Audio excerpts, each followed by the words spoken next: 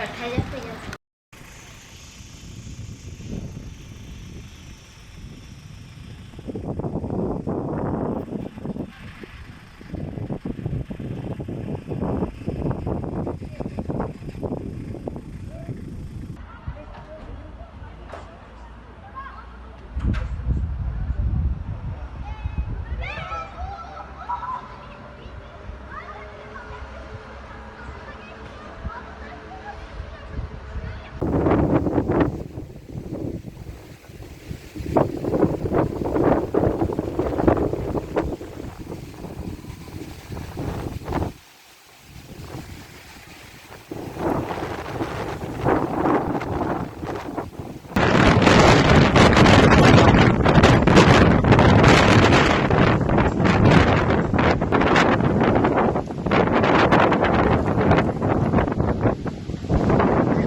Böyle bir şeyle karşılaşıyorum.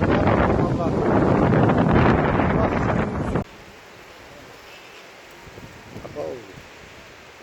Allah'ım ya Rabbim afatından korusun, esirgesin inşallah.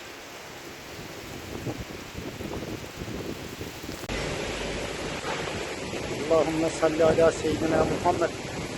Allahümme salli ala seyyidina Muhammed. La ilahe illallah Muhammeden Resulullah. La ilahe illallah Muhammeden Resulullah. Ey yüce Rabbim Allah. Sen her şeyin sahibisin. Sen her şeye kadirsin ya Rabbel Alem.